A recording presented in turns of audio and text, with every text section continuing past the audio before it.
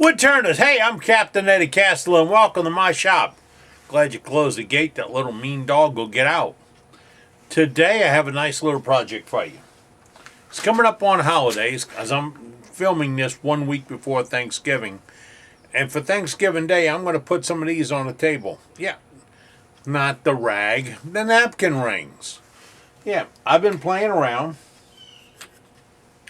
and I've made them in several shapes and different colors with waxes, simple, easy stains, and they come out pretty easy. I mean, that's a stick of 8 of them ready to be drilled to be finished on the inside. This is a quick, simple skill builder, and it's something you can put on a table for Thanksgiving or Christmas or New Year's, and if you go visit with the in-laws, leave them behind. It's just a little token thing, and they probably, won't bother you anymore. No, they'll still bother you. Don't worry about it. All right, you want to know how? All you got to do, watch. Hey, before we even get started today, I got to tell you that Big Eye Productions, that's www.eddiecastellan.com, this website right here. If you go there, you'll find a deal like you won't believe on carbide cutters. An insurance company said spend 15 minutes, save 15% or more. I want to tell you, spend 15 minutes, save 50% or more. That's right. I've got those carbide cutters. You got those carbide cutters that they charge $16 plus freight. I've got them for $8 and less. So if you're interested in carbide cutters, go to this website and check it out. I've got the deals. While you're there, look at the Blackhawk sharpening rig, the template, and all the other gizmos and gadgets we have. It's all on Big Guy Productions. Now, let's get into today's project. This one, we're going to start with a piece of wood I picked up off the shop floor. I really haven't had this identified, but I'm going to move the camera in a second and show you just what we're going to do, because we're going to use a couple of different techniques, all relatively simple and all you can easily adapt to. Ready? Moving the camera. As we get started, we need something to be about 1 3/4 or heavier, because we're going to drill a 1 3/8 inch hole in it, or 1 1/4 hole, and that's very variable. Okay, it's what you can work with. Because get this, if you don't have the right tools, the exact tools I talk about, you can still do the job. I'm using a stub center to hold the piece to get it roughed in. I like this stub center. A stub center is a center that's got little teeth and a spring-loaded point on it, and it holds. Now, I've got this between two centers, safest way to turn, and I've got it to where I can easily adjust it, but I don't really need to. It's spinning pretty regular right now. I'm going to put the speed at about 800 RPMs.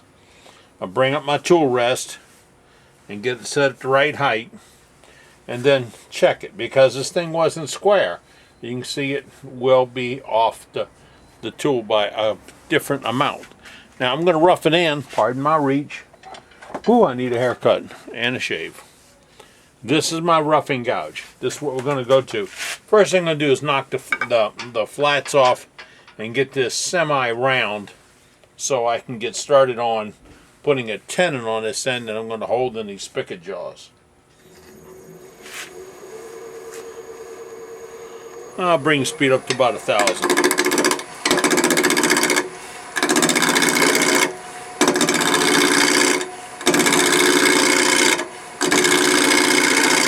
Should have noticed something. I don't just juke this tool in like straight on.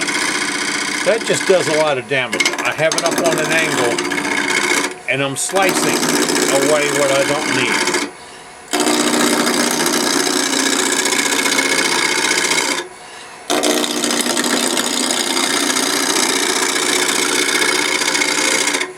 Going to make this piece completely round. Let me give you a fair warning. When you start roughing in, when I started, my tool rest was back here to clear the piece. As I get smaller and round, I want to move my tool rest into a more comfortable area where I don't get a fulcrum effect and I get better control.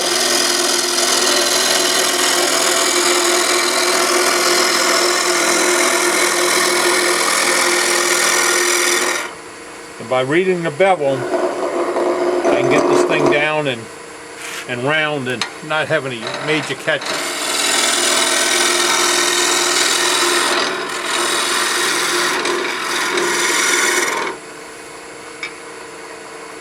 I'm essentially round.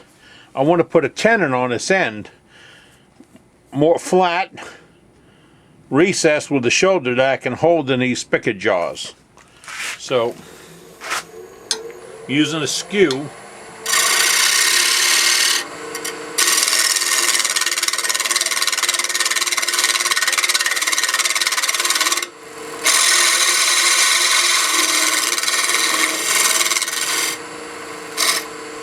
you think that's cheating? It is a little bit, but I did use the tool and I did get a good flat tenon on it.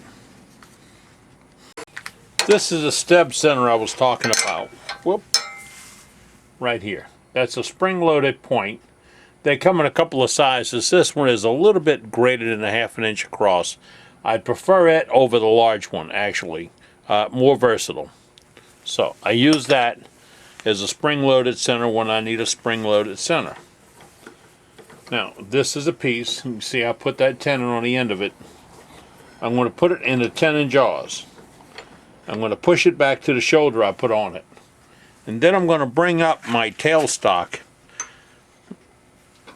to the dot that, or the center that I turned a little while ago, and use that to reference the center of the piece. I don't have to recenter all this. It's called the registration point. Now I have that. I'll show you something. I want this good and tight. So I'm going to put a little cheetah bar. See the little cheetah bar? And snug it up. Snug it up. My daddy always told me both of those holes have a purpose. So, now I'm real sure that this is being held just as tight as necessary. Next is get it to the right dimension round. I set my caliper for 1 5/8. I'm right now right under 2. So I need to round this out. To round this out and get this nice and smooth and get a good finish on it, I'm going to use a skew. That's what I was talking about, Skill Builder. I am up at about 2,000 RPMs. I'm going to get a good smooth cut slice. Read the bevel, twist your wrist. See? Read the bevel, twist your wrist.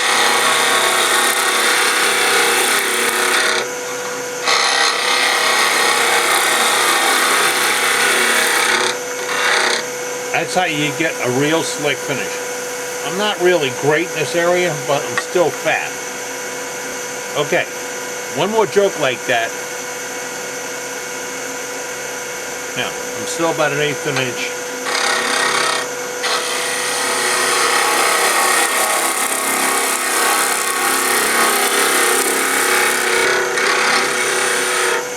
Gives you a good, smooth slicing cut. I am real close to where I want to be. Close enough to where I'll take it on down this way. Flip it over. You got to see this, okay? Go in, I'm going to read the bevel, twist my wrist.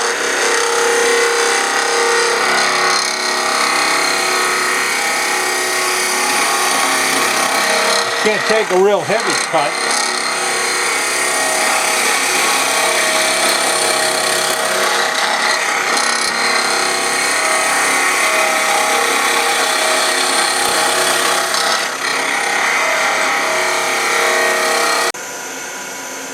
When I do these videos, sometimes I catch a little flack from the more advanced turners because I say skill builder.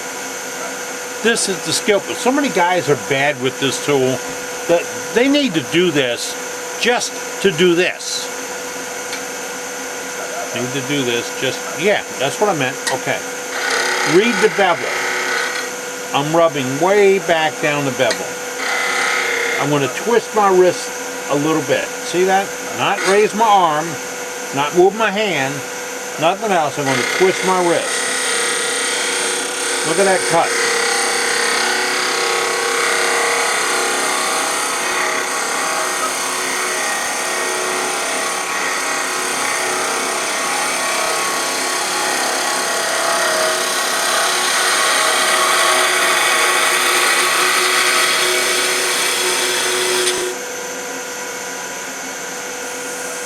That is slick.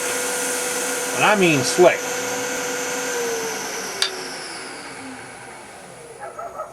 I used to say it's like a 220 sanding on there, but it's not.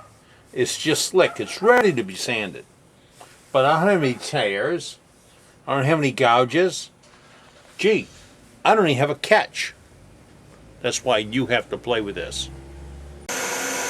What I have found, looking at commercial napkin rings, which literally do suck, about 1 3/8 of an inch. Set my caliper, alright?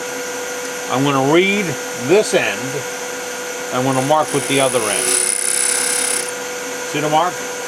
I'm going to read this end, mark with that end. I can't mark with both. Looking but trouble. Slight mark. If you're not comfortable doing this, do it with the compass, with the machine being hand turned.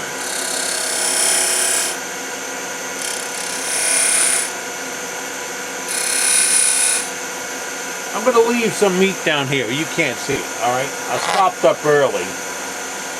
I get 1, 2, 3, 4, 5, 6, 7, 8, and I have some meat left over. I want to use that. So I don't want to make that a napkin ring. Alright. You'll understand what I use it for later. Now I'm going to take my thin parting tool. I like the D-Way parting tool. This by Dave at D-Way Tools. D-Way. Here's the website. Right there. See that? Right? From here to here. From here to... It's there. Alright? This end is squared off. Okay? I'm going to go in here and go about 3/8 of an inch deep. I'll do that at all of them. Straight in. If you have a thin parting tool of different brand, use it. If you don't have a thin parting tool, look for my videos. Make one. This was a gift from somebody, and I prefer to use a gift.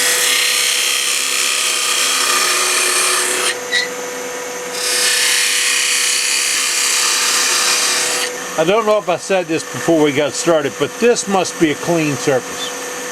Just the top of the tool rest. If there's crap is a technical term in this case, on top of the tool rest, when you move your tool, you're going to read that as a bump, and that bump is going to show up there. So if you've got nicks and gouges and all, you need to fix it. Tool rests are not supposed to be looking like a haggard teeth of a dinosaurus Rex. Dinosaurus Rex? Alright. I'm going to use a beading tool. This is another tool by Dave of D-Way Tools, but it's available by other folks. I'm going to go down and I'm going to set a bead on the corner here. To use this tool, you slide it straight up.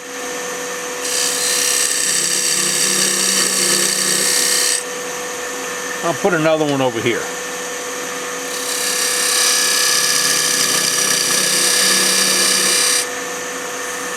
And what I've done is I put a border on my pallet. Alright? Now, I can do anything I want in that pallet. I can also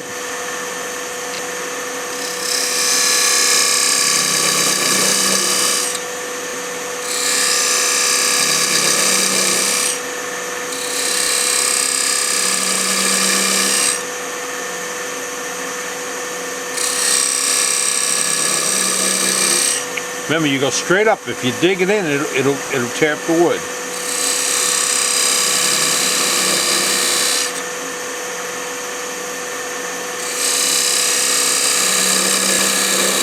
Can't believe I got the dimension right on this. Almost. I have a little shoulder on both ends. See that little shoulder right there? That goes away real easy with a parting tool.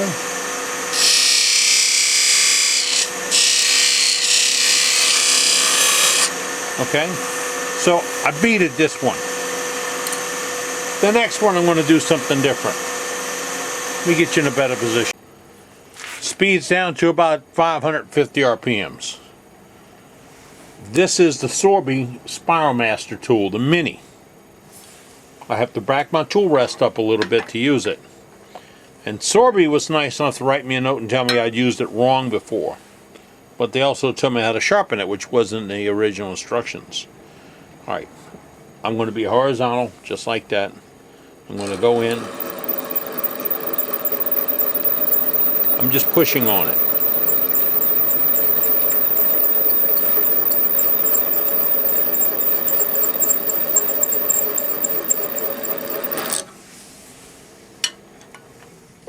See what I got?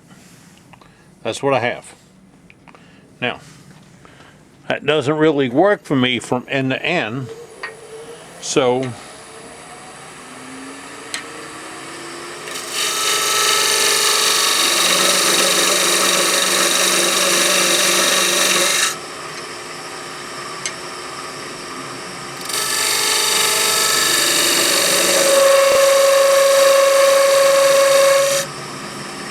we put a border on it.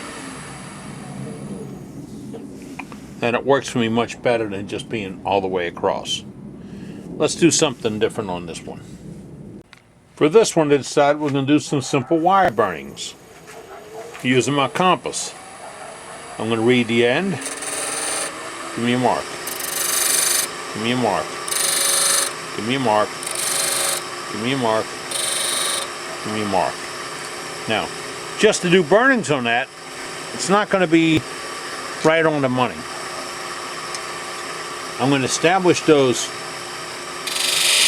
marks with a little pointed tool.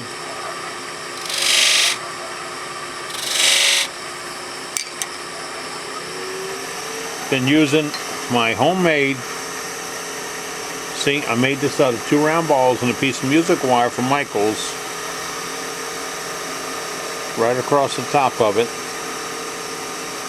Hi-ho silver. Now, my wife thinks that this is just fine if you change the color of the wood a little bit with, and she says, put stain on it. Well, I don't like stain. I like inks and dyes. And on these, colored waxes. But, now, that gives you a third palette of sorts. Now, all these have to be sanded and sealed and colored, okay? Now, what will we do for the rest of them? Well, I did my 4. You come up with your 4, okay? If you ran out of ideas, this is the same spiraling tool with a finer cutter as this one. All right, didn't put the borders on it yet. This is the Wagner texturing tool that uses a knurling knob, and I told you on a Ustream how to make one. This is the 8 TPI thread males cutter from Sorby, and this is a homemade using a knurling left from Granger. And I think this needs a border, this needs a border, and this needs a border. And then we will have all the decorating done. And what I've done is produce 8 different ones. And that'll be a little bit unique. You can color them all the same. Just change the design. Have a little fun. Practice. I've brushed a piece off. I use a little wire brush I picked up at the hardware store to brush out the grooves and the marks and all that, because otherwise they'll be trapping some of the fines in there when I put the sealer on. And I use a 50/50 Deft lacquer based sealer, available at True Value hardware stores. I'm sorry, Ace hardware stores.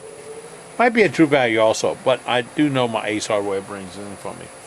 I'm using one of those blue shop towels from Home Depot, and I found that I get less lint off of that than I do a regular paper towel when I'm applying finish to something as complex as this is. And it's sealer so I can go back and forth across it a couple of times until I work in all the sealer. And I'm sealing it because in a moment I'm going to wax it, and I want a more consistent coloring. So the sealer will make everything an even base. Looks good now though. I put 2 coats of sealer on it real quickly, waited about 10 minutes between them.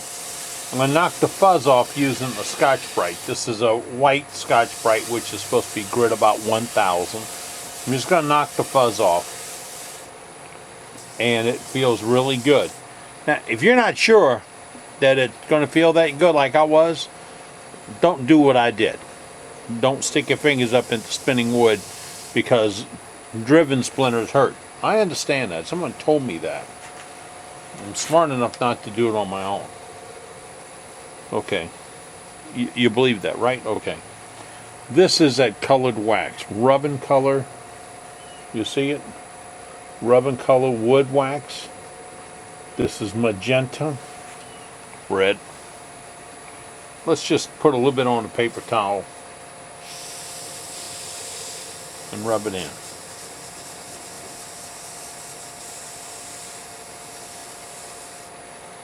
Changes the whole complexion of the matter. Now, my wife thinks this is fine, and this is the color they should be, because it's more like cherry wood. Still I can't convince her that the cherry wood furniture she sees in the mall in those goofy stores with the crap from another world is not real cherry. It's not that dark red, but that's the color she likes.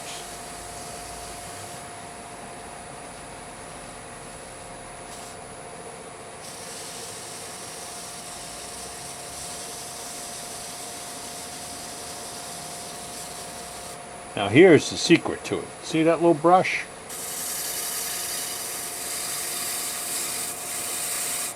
That moves it, that puts it in the grooves, takes it out of the grooves, makes it even.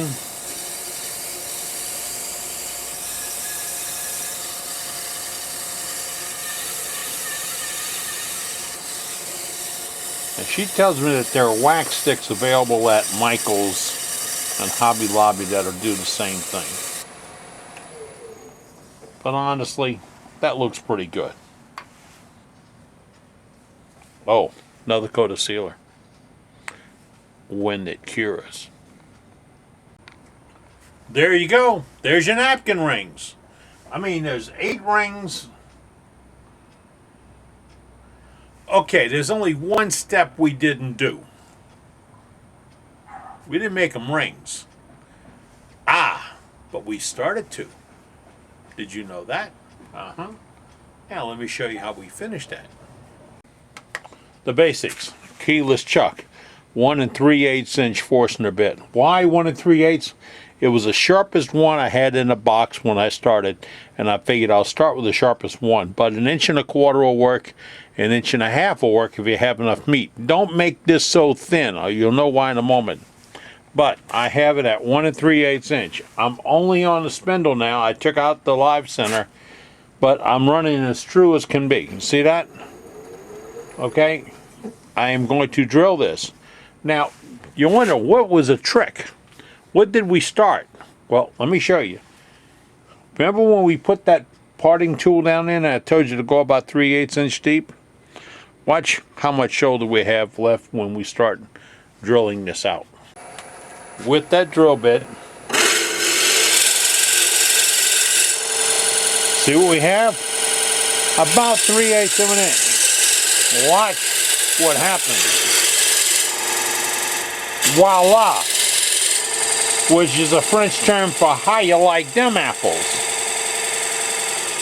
We just parted it off and separated it in one swift move.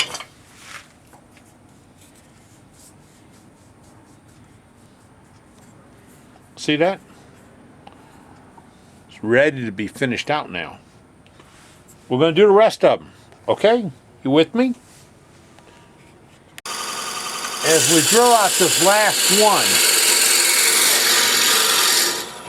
I want to stop the minute I put a mark on that face. That's a gauge for me when I'm creating the jig that we need for the next move. But it took about 3 minutes to get them all off. I no longer need this. It's a big pointy thing that can jug me in the elbow. So get that out the way. This is my next piece of work right here. Remember that block we left on the end? Well, that now becomes my jam chuck. Have to get it ready. The ring is my guide.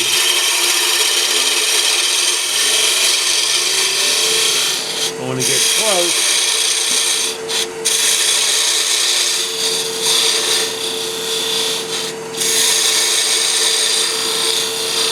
About 3/4 of an inch deep, and then check it. I want it to fit very snugly. Now, you know where I'm going? Okay.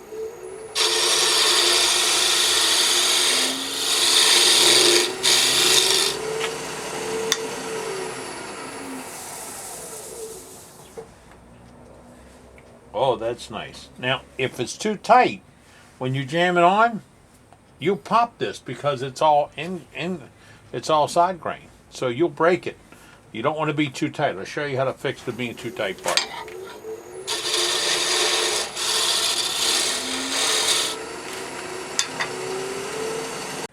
We have 8 of these to do, or 20, or 30, or 40. This is a step that you should gear up for. This is the end that I told you don't worry about, we're going to fix.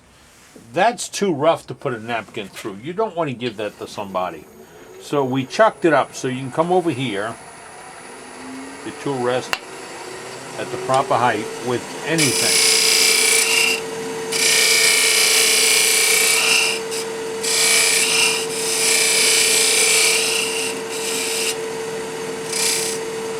We don't want to do that surface inside right now, because that would take the that would resize it and it wouldn't fit on the jam chuck anymore. So what we do is just touch this up, round this off, make this presentable. Then got a really good fit on that jam chuck. We slip it off one way and slip it on the other. Now, if we didn't touch the inside surface, it'll fit just as tight as I have it now. And we just turn it around and put the same detail. You see how it's a little bit wobbly? This Tapiziana tool works perfect for that. There we go.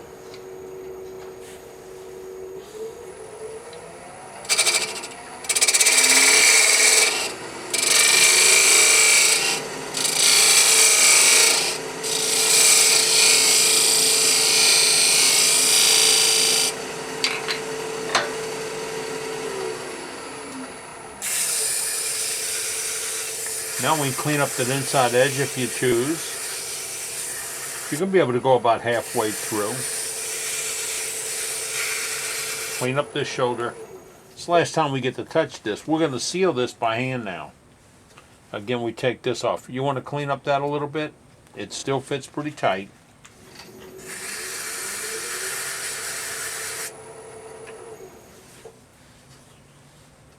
Again, we get to say, voila.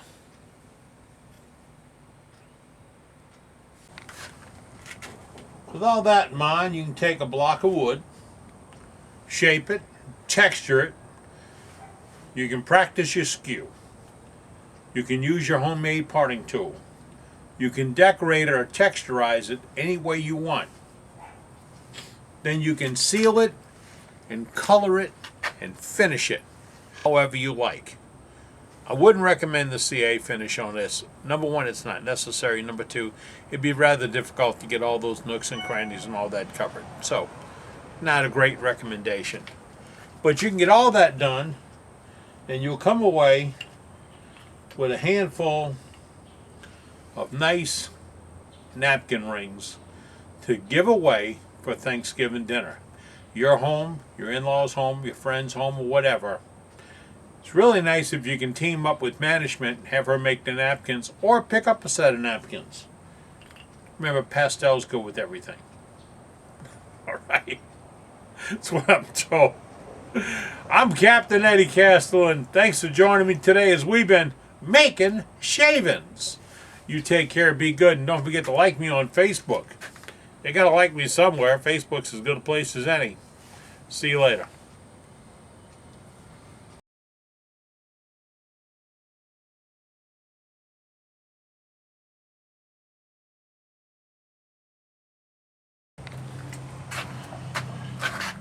I was just reminded by management that I have made about 50 or 60 Black Hawk rigs and jigs in the last 2 weeks. And I failed to mention Black Hawk jigs. So if you're looking for a Black Hawk sharpening system for Christmas, now's the time to buy it. Order it from me at this website, eddiecastelin@cox.net. You can get the jig, just the jig. You can get the Black Hawk International, which all the components, you add 2 bars and you get it done. But you got to call me on the phone if you want the Black Hawk Supreme, which is the complete with all the tubes and all the other stuff, because I don't have enough room on the website to put another piece. It's just the way it is. Alrighty, you got it? You got it. And don't forget, here's the question of the day. Have you turned your Freedom Pen today? If you don't know about the Freedom Pen program, email me at this address right here, and I'll send you information on how you can start turning Freedom Pens. Doing a little something special over the holiday for your freedom and my freedom, because those young men and women deserve the best. They don't get it a lot of times, but they really do deserve the best. Have you turned your Freedom Pen today? See you later.